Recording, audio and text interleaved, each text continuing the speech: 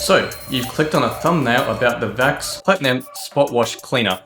And by the very fact that you're doing this, I'm assuming that you want to know a little bit more about this tool. And so in this video, it's going to be a bit of a how-to first, and then a review. So this tool weighs just under 4 kilograms when it's empty. And on the clean water tank side, you can fit in 1.5 liters, and on the dirty water side, you can fit in 1 liter. Now, this little cord here can reach about 4.5 meters, and the little motor in here that runs the vacuum, it runs at 800 watts. The fact that it only needs 800 watts to run means that you can basically plug it into the back of any modern electric vehicle, but it can also plug it into mobile or backup battery packs, and you can also plug it into RVs, and it's likely to work. Whereas some of the more bigger vacuum cleaners that you might find in the market may suck too much power or too many watts for what a mobile power point would be able to handle. So anyway, let's start with the how-to. So the very first thing to do is to open this clean water tank just by pressing this button here. And then you'll find that you have a little cap here that you can unscrew, and then you can put in clean water along with some cleaning solution. Now, there is some cleaning solution that comes in the packaging, and it recommends to only use that cleaning solution. But if you're being brutally honest, I think you'd be alright so long as you're using any proper carpet shampoo. Now, you can just get away with putting in cold tap water in here, but for optimal results, put in warm water. And notice I say warm and not hot, so you don't want to be going above 40 degrees. And so, you got it all screwed back in. It's a very simple process, just kind of sits in here like so, and then it's back in. Easy.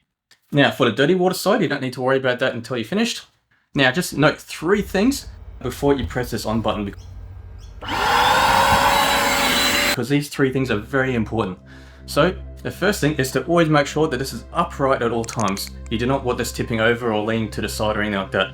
Make sure it's upright. Second thing is that if it's an older carpet especially, you want to be testing this just on a small inconspicuous corner. That way if it does cause a bit of carpet discoloration or anything unexpected, at least it'll only be happening in a small area which no one can really see before you make a mess of the whole body of carpet that everyone's going to be seeing.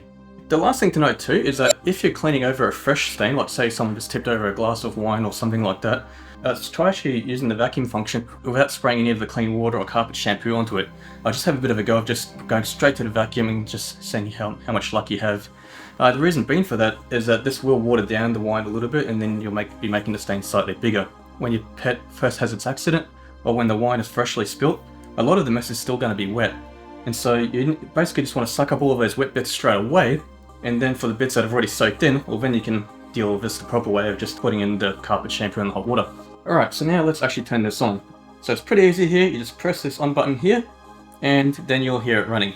Now as a personal preference, I always like to wear some type of hearing protection when I'm vacuuming, just because I find the sound of a vacuum cleaner incredibly annoying, and not to mention if you're exposed to this noise for very long periods of time, it can do minor hearing damage. So first things first, make sure that the nozzle is attached, and then find the spray that you're about to go over, and then just squeeze this trigger, and that will spray the detergent all over the carpet area that you're about to be spraying. And then, although this isn't the official method to do it, what I personally like to do at this point is once I've sprayed the entire carpet, I like to then turn the vacuum cleaner off, and use these little nozzles here to sort of really agitate the stains into the carpet. Then I let it sit for about 30 seconds to a minute. I just let the detergent and the hot water really do its job with loosening everything up. And then I turn it back on again, and then I sort of work where it's not entirely flat, but just slightly elevated. And so this little bit here between here and here is pretty much flat. And I basically just go in neat vertical lines, and if I find some of the stains have been a bit stubborn, I then do horizontal pattern and then go back to vertical.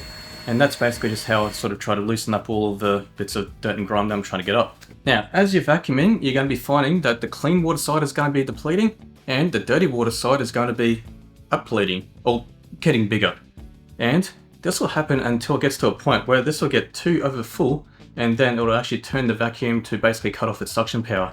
And the way that it does this is that it has a little suction float here, and so the vacuum will be happily sucking away until this floats to a point, and then when it gets to about here, it'll then basically tell the vac to stop sucking. And you'll be able to hear the vacuum, like it'll still be on and running, but you'll suddenly hear that it's got no suction.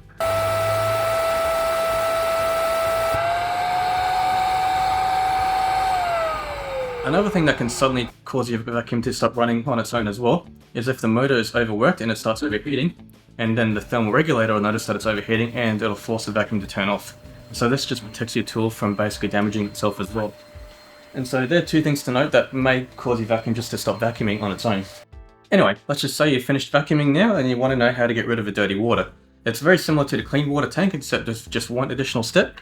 You just open this like so, and then to tip this water out, it's you basically just undo this little clip here, make sure it's loose, and then you'll be able to undo this, and then basically just tip out the dirty water. But that isn't the end of the job, because now you have to clean the vacuum itself. And so to do that, you have to fill the clean water side with warm water. It doesn't necessarily need detergent, but it won't hurt it either. Then just take the nozzle off and attach it into the back, and then just turn it on.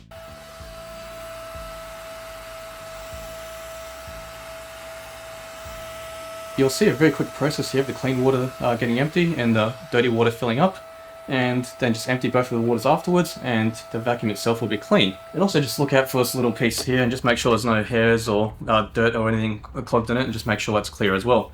And now, after emptying this out and drying everything out, now you get to store this away until the next time that you need it.